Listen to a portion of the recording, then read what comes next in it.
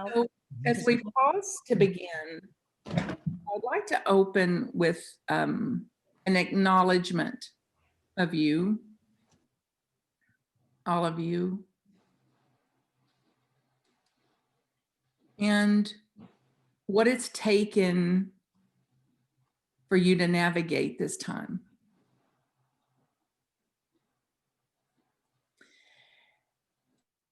And great intensity and growing intensity.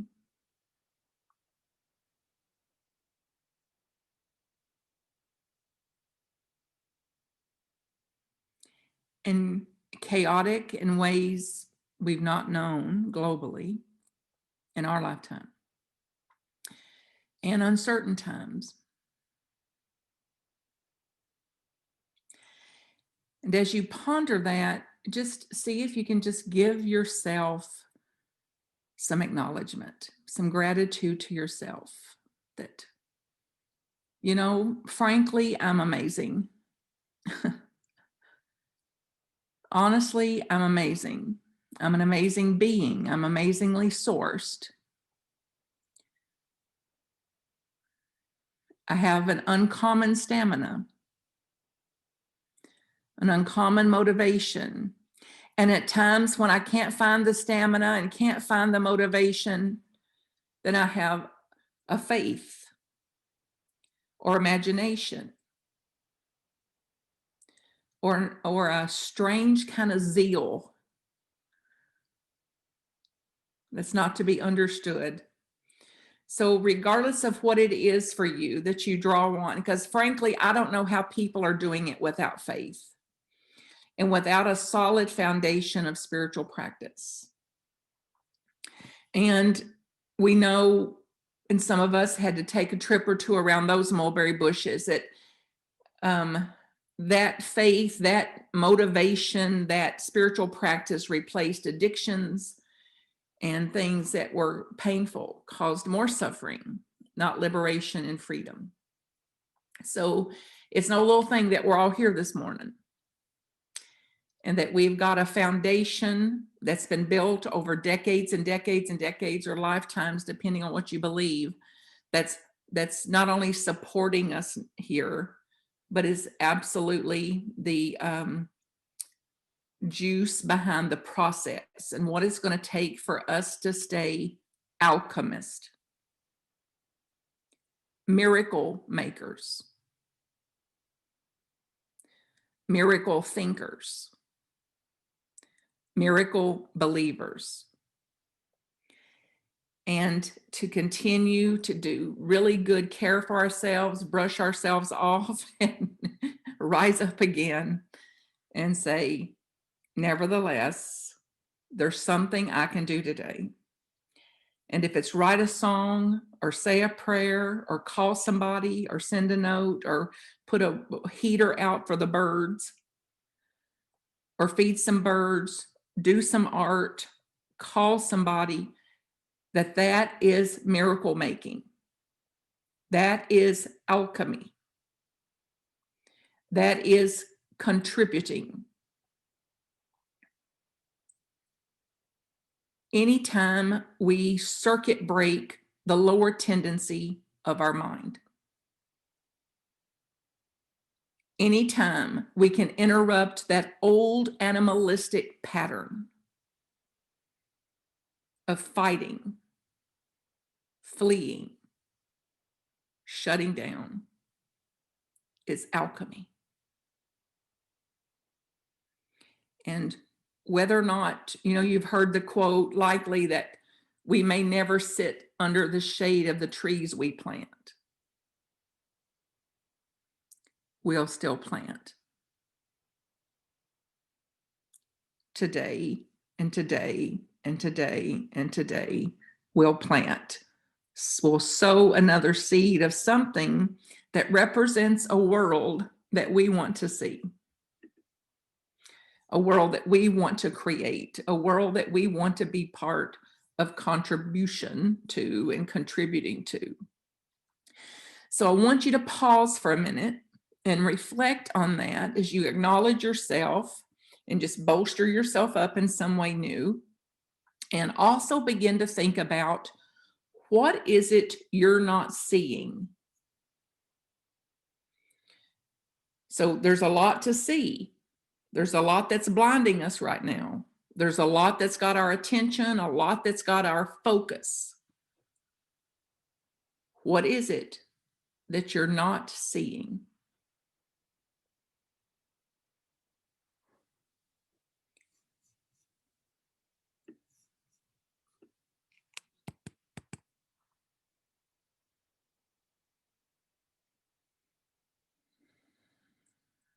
When we get over-focused or worried,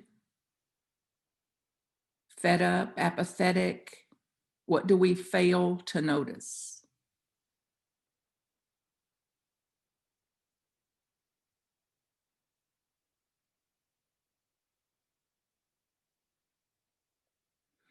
So learning how to see first begins with analyzing why it is I can't see. What am I not seeing, and why is that? It also means then getting real with the ways that we have become attached to our beliefs, our versions of the story,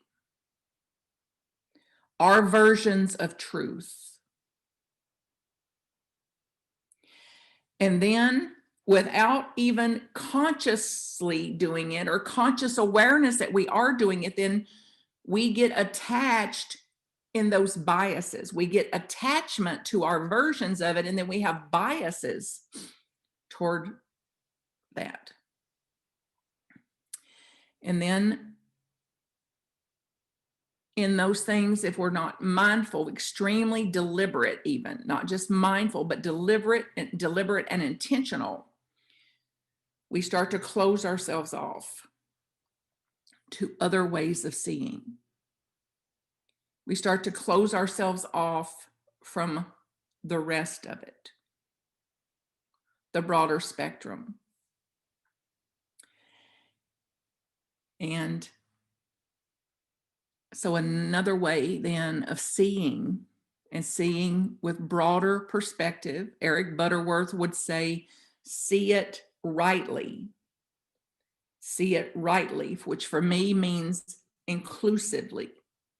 It's included. I don't have to like it a darn bit. It's included.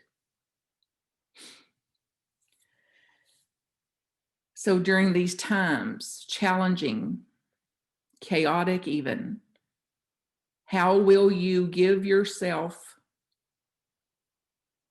the freedom to investigate what you're thinking and believing and the consequences of that in order to move beyond it, in order to expand, in order to alchemist, in order to shed some attachment, shed some bias, open, open, open. And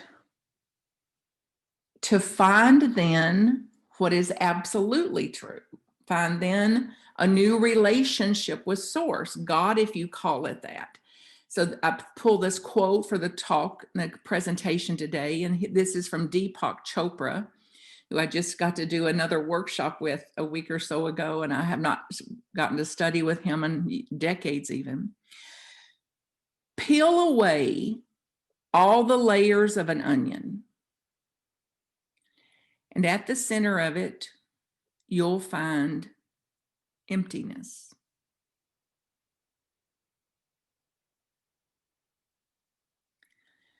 Peel away all the layers of a human being, and at the center of it, you'll find the seed of God.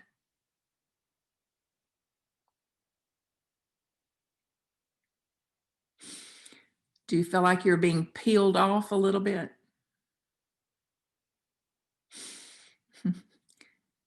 not so pleasant at times. My friend Steve used to say, I don't want any more peeling. I'd rather have a good cheeseburger. So peeling away. But would it be a little easier to peel away? Would it be a little easier to burn some of this off if we knew that we're literally on the search of the Holy Grail, that we're on the search to know God at a level that we have not known God, to know God at a level that's only been conceptual up until now? So get a sense of that, the willingness to do that. And then get a sense then of your own power. That you're equipped to do this, even that you've been placed here, that you're incarnate to do this, to know self, to know reality, to K-N-O-W, to know God, to know yourself as God, to know yourself as the divine. So that there's every prayer we pray, every treatment we offer, every thought we think, every action we do, and every action we interrupt, that's not moving us in the direction of our goals, that's not moving us in the direction of alchemy, that's not moving us in the direction of miracle making. What would a miracle maker do in a situation like this? What would an alchemist do in a situation like this? Who would I be if I changed the way I'm seeing this?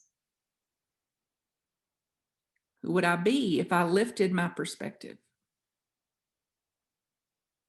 And get a sense of what's possible.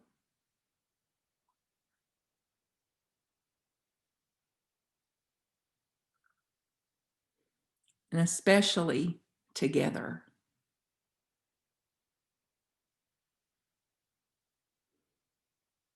Especially the synergy, the synchronicity, the tipping point, the 100th monkey, whatever you want to call it, the butterfly effect. If you believe in quantum theory, where two or more are gathered is 1,000. After we get over being bristled, it's my favorite quote, where two or more are gathered, there will be bristling. And as soon as we get over the bristling, then there's real potential here. So Zach, I got a movie. I was listening to a podcast with Pam Grout, who's a friend of mine, who's written many books some of you have read around energy and the cause of energy, the causative nature of energy, which is aligned with what science of mind teaches, with the causative, generative, deliberate use of the mind and the potential of that. And she featured a video by Martha Beck, who many of you have read and followed along the way. And she's been featured on Super Soul Sunday and wrote many books, famous author and all that. So keep your mind open as you watch this and begin to think about how you relate to it. And then see if you can experience what she's demonstrating visually for us right toward the end. Then we'll proceed here after we watch this little video. Go for it, Zach, if you can.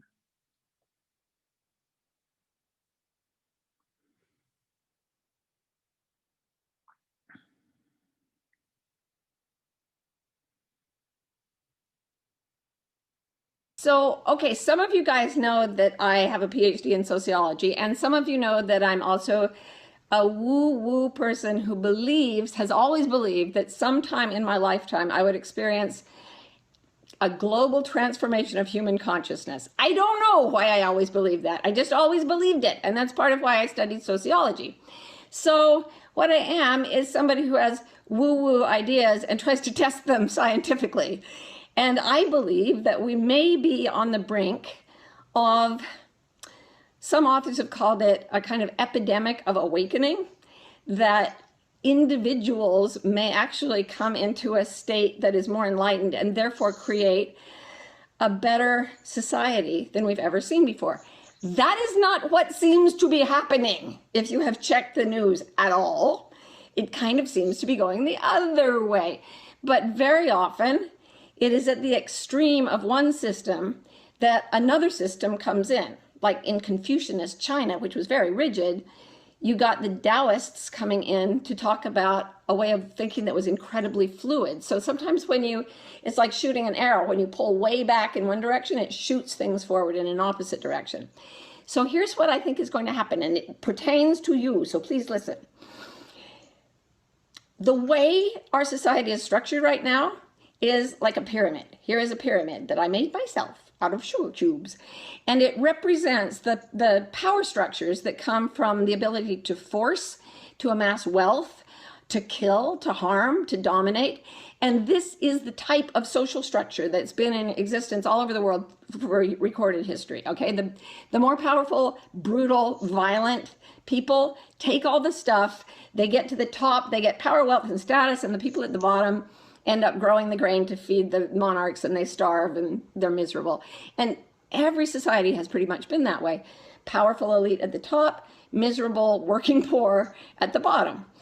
And the sad thing is that when you go to revolution to overthrow it, which has happened all over the world in many places, many times, you get this awful thing where it just creates another pyramid. So when I was in China studying right after the Cultural Revolution, they used to have a joke. They'd say, you know, under capitalism, humans exploit other humans. But under communism, it's the other way around. Not so great. Like the communists didn't do any better a job than the landlords who came before them. So everybody has always known that there's something unfair and wrong about this, but everyone wants to get to the top. And right now we have a society of people who are desperately trying to get to the top, just like they always have. And it seems to me like it's getting weirder and more sordid and more awful. And I think a lot of you have been feeling that way. That's what I see on Facebook. That's what I see when I talk to people. So as a sociologist who believes in a transformation of consciousness, all my life I've been thinking, what would an enlightened society look like? Like if everyone was awake, what would it look like? What would the structure be? And what I came up with was it would be like this. It's just a pool of water, yeah? I've colored it blue for you. So everything is completely equal. And every person is represented not as by their place on the pyramid, but by a stream of energy that flows into the pool. And it creates that ring of concentric circles of waves that go out. So everybody has waves of energy that come out from them.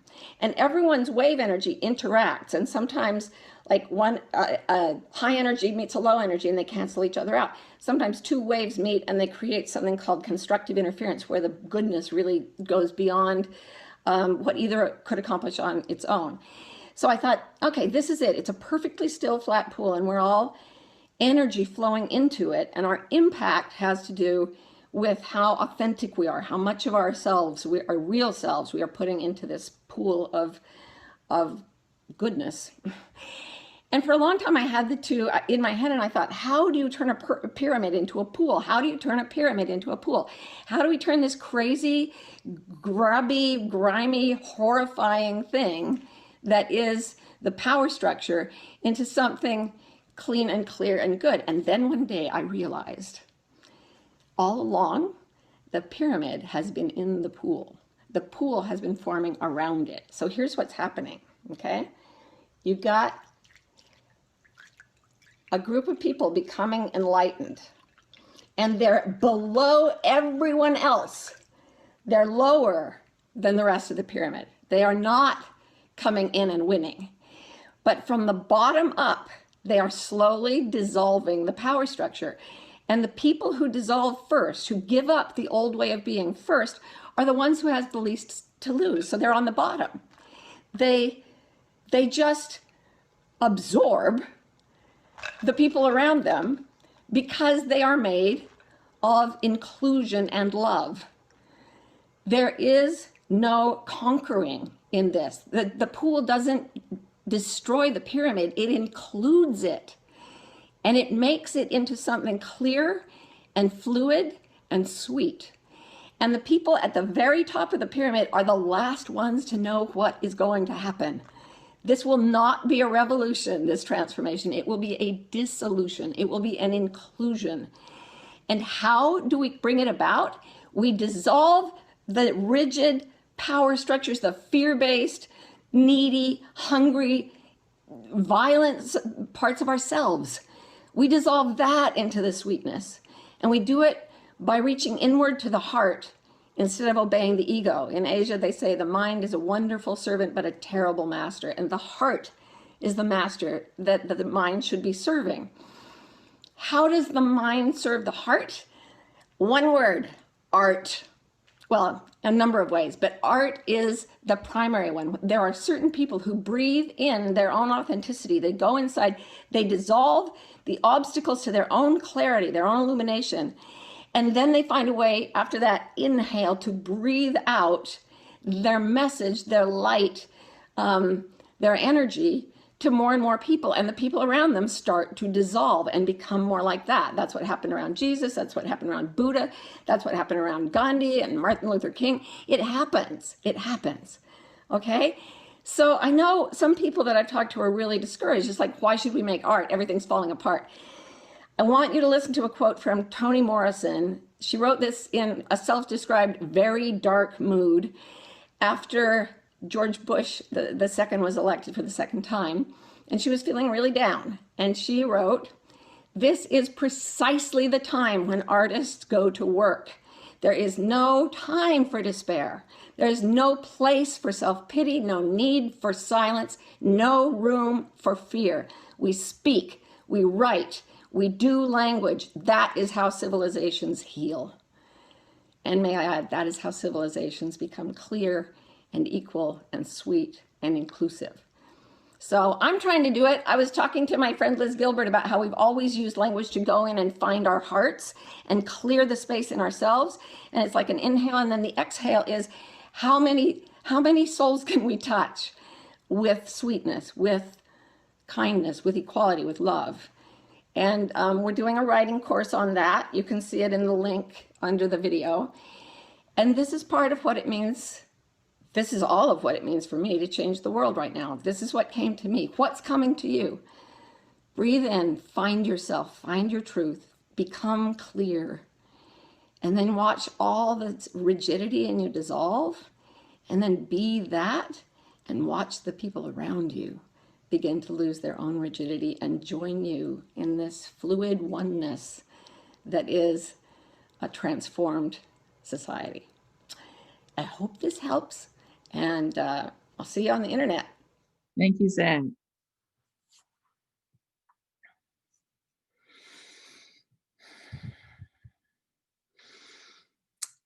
So I love that notion of this intentional uplift when two come together to create something that wasn't there before. So we absorb some, and then sometimes we come together for an intentional uplift in this, a transformation of consciousness, a transformation of consciousness. And this is like stealth-like. So pause to think then, how will you do it? How are you doing it now? And what else will you do? What else can you do for this alchemy? To transform your own consciousness,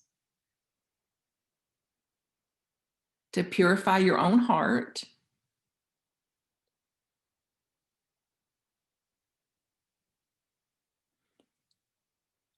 and to stay the course.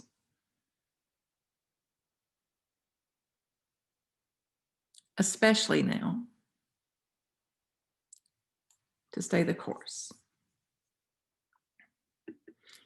And if you use the chat, put it over there, then I'll call it out. Only you know what it is.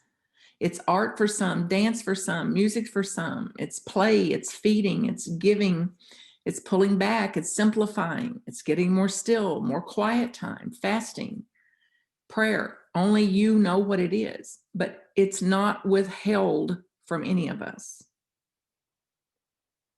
This is absolutely, absolutely ours. and no more waiting for it. So this quote is from Yogananda. While shots and shells of hate fall around thee, remain castled in love. While bombs of misunderstanding keep bursting, remain hidden in deep, castellated caves of love.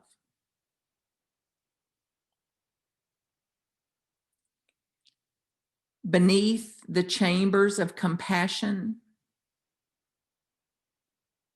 while poisonous vapors of delusion seek to choke the life out of thy wisdom,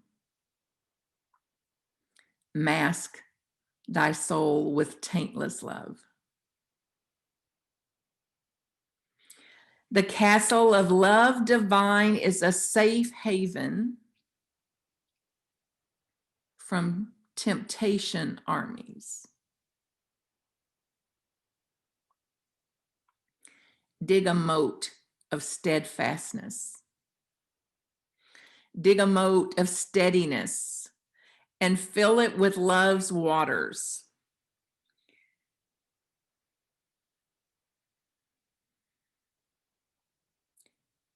Fill it with love's waters, that selfishness may not swim across to behead the wisdom of your soul.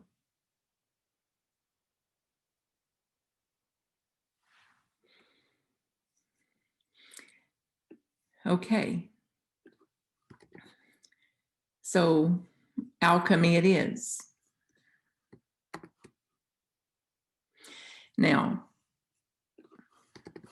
even when we're tired, even when we're getting a little weary, I just put the quote over there in the chat in case some of you want it, and I'll put the Chopra quote over there too. Let's have a piece of music. And before Zach, we'll use the Rise Up one here. And take a deep breath or two, in through your nose and out through your mouth. And get a sense of your connection with Earth, of energy coming up through your feet, through the breath and a deep inhale, and keeping open at the top, breathing out through there. So imagine then the lyrics of this song, the music, the art of this song is your own revitalization. That it's not today, it's not after this session, it's right here and right now for us to get recharged and open to receive it as we rise up. So you've rose up and rose up and rose up and rose up. Decades and decades of this. Through aches, through pains, through losses, through grief, through illnesses, through diagnosis, through marriages, divorces, and everything known to man. You've done it again and again and again. And yes, it's hard at times. And yes, you're equipped for it. It's precisely why you're here. It's precisely why I'm here. It's precisely why we're here at this time. So notice the temptations, the temptation for apathy, the temptation to resign, the temptation to fight, the temptation, and choose again. Because we cannot be alchemists and run in that lane. We cannot be alchemist and live the old way.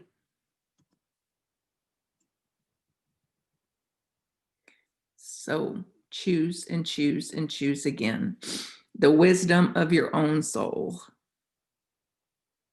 Referencing the wisdom of your own soul. the wisdom of your Creator. Active then in all of our faculties of will, understanding, zeal, enthusiasm,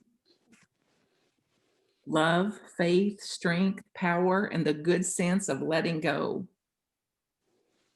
The good sense of choosing and choosing and choosing again, something that's far more interesting to me.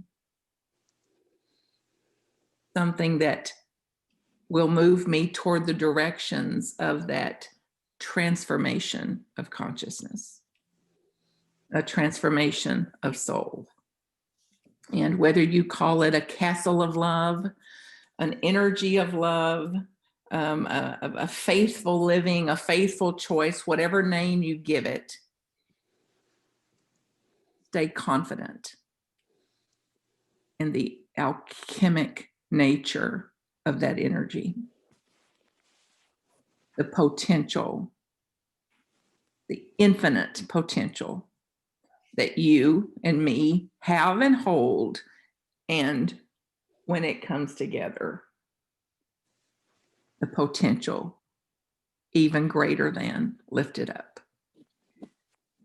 So we rise up, we rise up, we rise up. So continue your practices, whatever you're doing that works for you, do it and dial it up, especially now. Whatever you're doing that works, dial it up, increase it, expand it.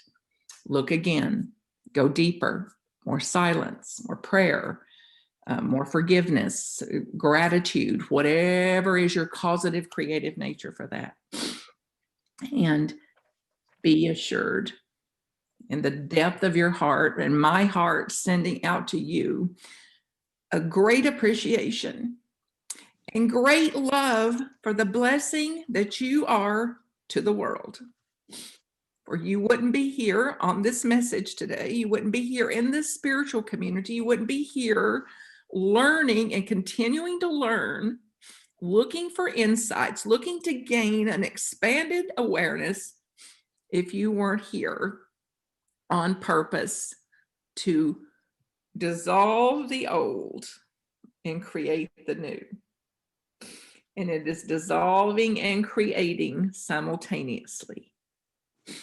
So Godspeed, Godspeed. So my favorite quote from Myrtle Fillmore is, "You have within you the God-given ability to change the world. Get at it." So be it. I love each and every one of you. Thank you for being here today. Thank you for having me here today. MarthaCreek.com to contact me. You're welcome in anything I do that's posted on that website. Come on in and I'll see you when it's time. Thanks for having me here. Awaken to the power, aligned with it, at one with it, in gratitude of it and for it, from it, as it.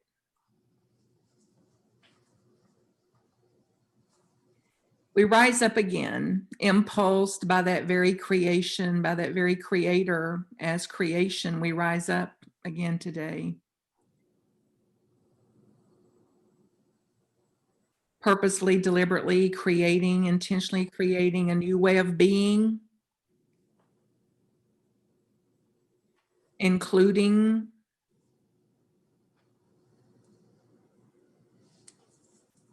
and confident, faithful, in alchemy.